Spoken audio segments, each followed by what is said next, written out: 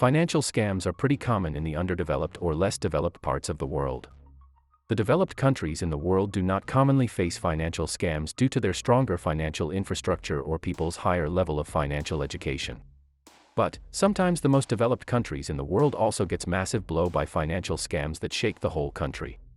In today's case study, we will talk about such a financial scam where one of the most developed countries in the world took a big blow. Today, we discuss about the Olympus scam in Japan. Olympus Global had a market share of $20 billion in the Japanese market, which made it one of the most reputed companies in the country and also around the world. $20 billion equals to 1.5 trillion Japanese yen, which also made it one of the largest business entities in Asia. During the 1990s and early 2000s, the company became one of the most popular names among people due to its efficacious line of digital cameras. During this period, the chairman of the company was Yoshi Kikuwa. Olympus was really good at what it did. The company had a diversified business line where it didn't only stop in selling digital cameras. By using merger and acquisition strategies, the company also increased its investment in other sectors too. The company had large shares in the medical technology industry too. The product line made for medical industry was vastly exported all around the planet. In the year 2011, Michael Woodford was made the chief operating officer of the company and he had moved to Tokyo. At that time, Woodford was the CEO of the company's European operations. After 6 months of operating as the chief operating officer, he was made the CEO of the company. This was an unexpected event as Japanese companies are strictly conservative about hiring CEO from other countries. They mostly select the chief executive officer only if they are Japanese. However, Woodford was thrilled and looking forward to thrive in this job, as being the CEO of a multi-billion-dollar company would also let him get large salaries. But things started to change when he finally made his move to Tokyo. On the October 1st of 2011, he was appointed as the CEO of the company. When he took over the position of CEO, the price of the company's share was 600 yen. And, after just 2 weeks on 14th of October, he was fired from the position by the board of directors of the company. And, this sudden firing of the CEO took the share prices of the company to 115 yen. The main reason behind the company's turning against Woodford was his extreme path towards the company. Only in his 14-day stint, Woodford uncovered a fraud of $1.7 billion. Also, Woodford revealed the company's connections to different organized crime groups working in Japan. After losing his job, Woodford started to get life-threatening phone calls from different sides, as he has said after the incidents. So, Woodford rushed back to the UK as soon as possible after his job was gone. To understand what actually happened, we all need to have a deeper understanding of the company's financial structure and how it worked the years before this problem took place. During the 1980s, business was going really well for Olympus in the initial years. But in 1985, the Japanese yen was appreciated largely in the global market against the value of the US dollar. The value of yen almost doubled by the time, and this created a challenging situation for the export-oriented companies. Appreciation of your currency is not always good for the businesses within the country. As the value of yen appreciated, the revenues from product sales were cut into half for Olympus and other companies who focused on exports. But the companies had to conduct operations and productions within the country within the same costs. Due to this issue, appreciation of money reduced the revenue of Olympus and many other export-oriented companies significantly. In this crisis situation, many companies working in Japan started to invest in the financial market. Olympus was no different. Olympus took a very aggressive investment strategy to increase their revenue from share and bond investments. During the final stages of 1980s, the company transformed itself into an investing company that was bringing more profits from security investments compared to cameras. Rather than a camera-selling company, Olympus became a hedge fund. Initially, the company mostly invested in government bonds. As government bonds are safest way of investment as they have no risk, the company increased investment in bonds. But higher focus on investing led to the reduction of business in the camera market for Olympus. In this situation, the company started to invest in riskier financial assets. Gradually, Olympus invested in future contracts, currency swaps, interest swaps, which are riskier and also brings higher level of profits. But there was a big problem.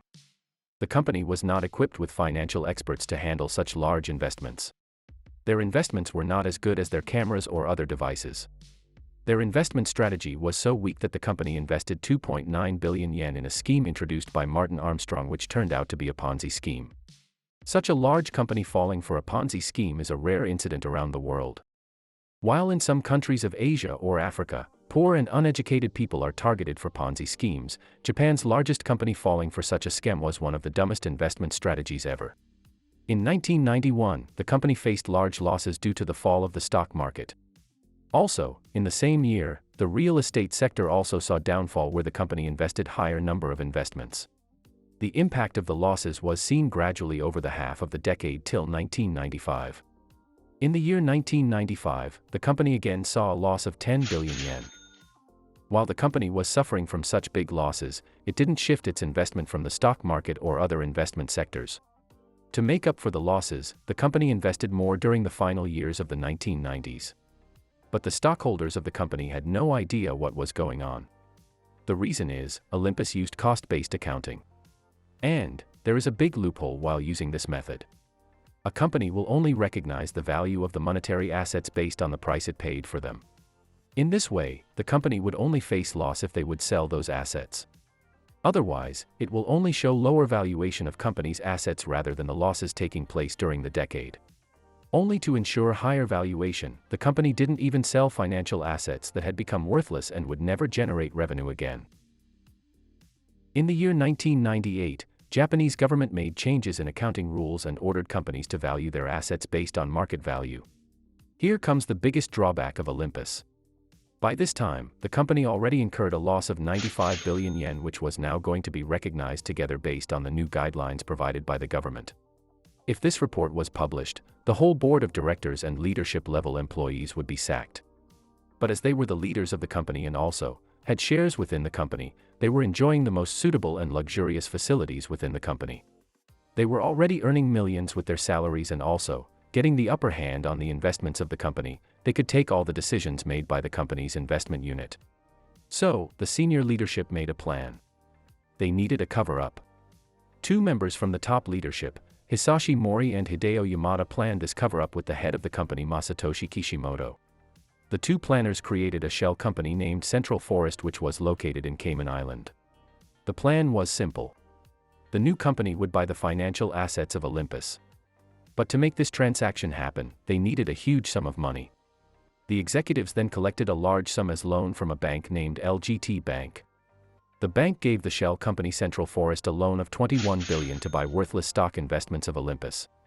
Central Forest was a new company and it didn't have the basement to take such a big loan. But Olympus provided the LGT Bank with 21 billion worth of government bonds as collateral for the loan. And, if you know a little about financing or investing, government bonds are the safest source of investment where you get 100% assurance of return with interests. The reason government bonds are so safe because your government cannot run away anywhere with your money. So, the LGT Bank comfortably provided the loan. However, there was still 74 billion yen more to hide from the financial reports. After that, the company made a large acquisition of a company named News Chef, which was related to cookware. While the core business of the company was based on cameras and medical devices, it made acquisitions that would ultimately lose their value. In simple words, the company was creating a house of cards to hide the previous losses, and ultimately it would also fall anyways. In the year 2001, the company had a new president. Tsuyoshi Kikukawa was named the new president of Olympus. And, under the new management were also assembled to continue the fraud. During this time, LGT Bank was pushing the company to return their money, and it was time when the company had to pay back the debt with the bonds and report the losses.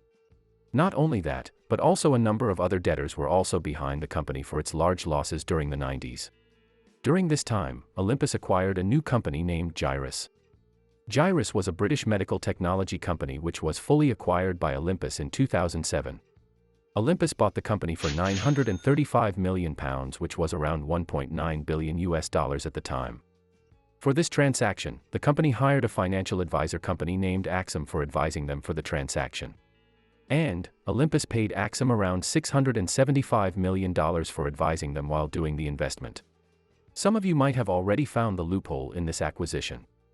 Why would Olympus give a company $675 million for the acquisition of a $2 billion company? It is almost 33% of the whole acquisition. Based on normal standards, a company pays 1% or a sum around it to its financial advisor after an investment is done. If you take 1% of the investment, it is only $20 million. But Olympus paid $675 to this financial advisor company. Also, Axum was not any known entity who would charge so much large that even JP Morgan wouldn't dare to charge. Now you have already understood what's going on. Axum is nothing but another shell company of Olympus. The company was paid these large amounts as commission only to use this fund back in Olympus for providing the payment of the accrued debts rising from the 1990s. In this way, the company would show the Gyrus acquisition as a loss of around $700 million. But this is actually the losses they incurred during the 90s. Michael Woodford was the head of the European division of the company who was unaware of its activities in the home country. Eventually, when he became the CEO of the company, things started to go wrong. One day, someone sent an article of the Facta magazine in Japan to Woodward. This magazine revealed about a suspicious acquisition of $700 million took place, and also, Olympus was related to organized crimes in Japan. However, no one could ever validate the company's connections to the Yakuza or any other crime groups. When Woodward checked the records, he also found that a payment of $700 million was done by the company. So, he immediately called the former CEO Kiyukawa to solve the issue. However, Kiyukawa didn't tell him a thing. Woodward went to other people who worked under the leadership of Kiyukawa and got the same result. By this time, Woodward understood that the company was still under the control of Kiyukawa and he was just a puppet CEO. 2 weeks after joining as the CEO of the company, Woodward sent a letter to the board of directors to get an explanation about the $700 million. As soon as he sent the letter, he was fired by the board of directors. By this time, Woodward started to give public interviews to the media of Japan about how the company laundered $700 million from its investors. Within a few days, the value of Olympus share was dropped by 80%, which meant the company dropped its value by 80%. An investigative committee was set by the authorities, and in a few days, it was uncovered how the company started fraud against its investors since the 1990s. Kikukawa Yamada and his associates immediately resigned from the company. Though company lost 80% of its value after these events, it came back very well and have gained majority of its value that was lost during the past 2 decades. It is still unknown who was the person who sent the article to Woodward. Maybe some journalist or any honest auditor who found out the loopholes within the reports of the company sent that article to Woodward. But this small action didn't only reveal a 2-decade-long but also revealed the weakness of the Japanese financial system. Also, it shows how the Yakuza or other crime groups are dominant over the Japanese corporate culture. This was an alarm for the Japanese government to control things before they go the wrong way.